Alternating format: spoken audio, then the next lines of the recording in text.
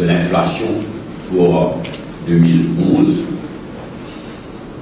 il estimait donc qu'il pour toute l'année, il coûte 6,6%.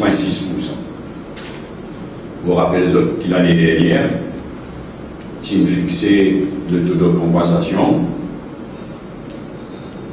il y aura une prévision d'inflation de 2,7%, mais finalement, l'État arrive à la fin de l'année dernière, il n'est pas fini 2,7, il finit 2,9. La compensation accordée insuffisante et injuste, qui va dire qui a un salaire de plus de 30 000 roupies par mois, complètement ignoré.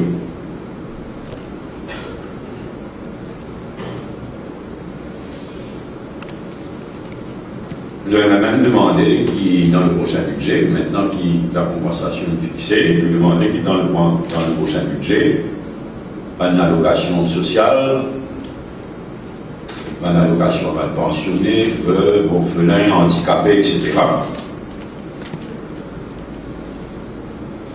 Ajusté. Et là, moi, inquiet, parce qu'il me trouve en moulant. Comme on nous connaît, pas de petits salariés, il gagne une compensation salariale de 300, compensation salariale de 330 roupies. Et là, on vient inquiet parce qu'il me trouve en moulant hier, il me dit qu'il va nous pensionner pour gagner seulement 204. Une augmentation de seulement 204. Alors qu'il va un petit salarié gagne une compensation salariale de 330.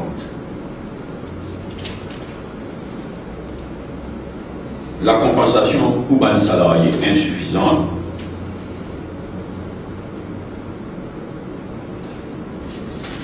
mais il prenait un impact pour une petite et moyenne entreprise qui est déjà en difficulté dans beaucoup de cas. De la même demande donc un effort spécial du gouvernement en faveur de ma petite et moyenne entreprise. Surtout ces temps-ci,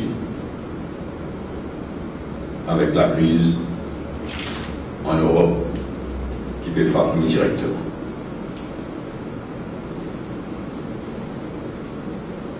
D'autre part, même tenir à dire au gouvernement, pas reprendre d'une main ce que notre main nous donnait.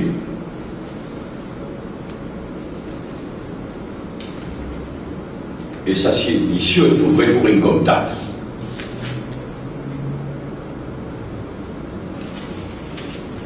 C'est pourquoi nous demandons que dans le prochain budget, le Income Exemption Threshold, ça veut dire le salaire à partir duquel nous commençons à payer comme taxe, ajusté par au moins 10%. Au moins 10%.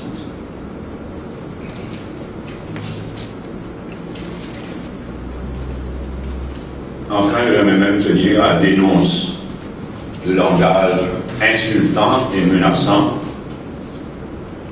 qui le ministre du Travail finissait à dire contre pas de syndicat. Of all people, le ministre du Travail d'un pays, TND qui utilise un langage insultant et menaçant à l'adresse de votre syndicat.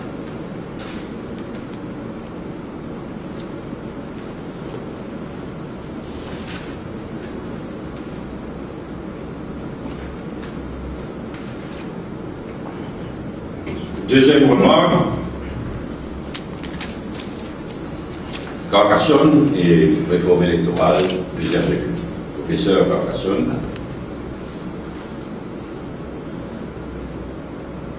Donc, quand le professeur Carcassonne, il nous rencontrait moi pour pendant à peu près 1 heure, il est clair qu'il est une cause réforme électorale seulement. Et c'est moi qui nous soulève en fin d'entretien la question de la Deuxième République.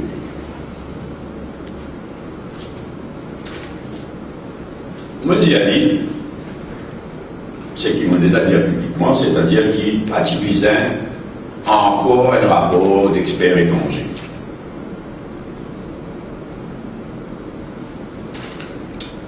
Ce qui manquait, c'est la volonté politique du côté de Ramoula.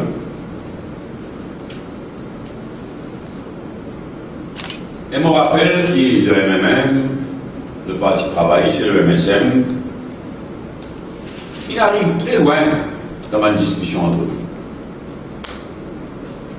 Nous sommes quasiment d'accord sur tout.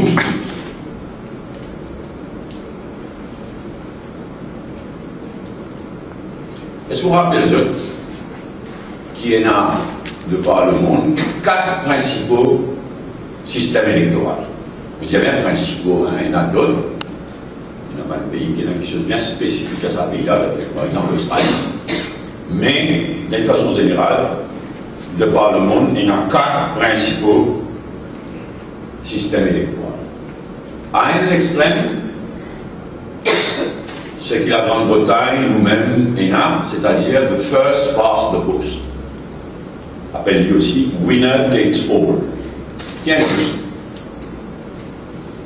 À l'autre extrême, il y a ce qui existe, il y a la proportionnelle intégrale, comment existait en Afrique du Sud, en Israël, c'est-à-dire une partie gagne 5% vote, qui gagne 5% députés, 4% qui gagne 4% députés, 10%, etc.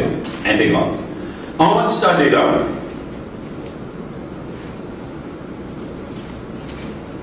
là, il y a deux autres systèmes. Le système allemand, 50-50.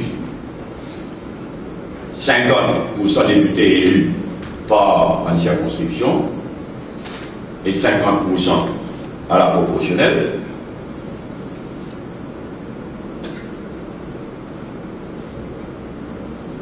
Et quatrièmement, ce qui existait aux Seychelles, au Sénégal, dans beaucoup de pays, 2 tiers et un tiers. 2 tiers élus par une circonscription et 1 tiers élu à la proportionnelle.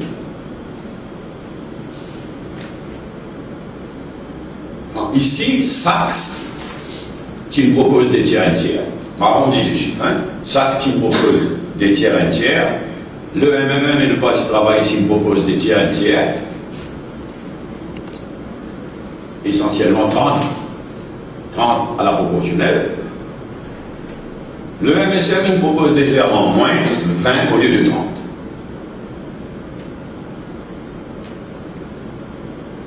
Or, ce qui le professeur Carcassonne dit à moi, c'est qu'il rejette le modèle de tiers un tiers. Il rejette la recommandation Sachs, il rejette le modèle de tiers un tiers. Donc, il n'est pas difficile de prévoir qu'il probablement le professeur Carcassonne est sur des compères propose 10 ou moins de députés, 10 ou moins élus à la proportionnelle. Ce qui fait vraiment dire qu'on perd du temps, alors que ce qui manque, c'est la volonté politique, purement et simplement. Donc on perd du temps. Soit on perd du temps,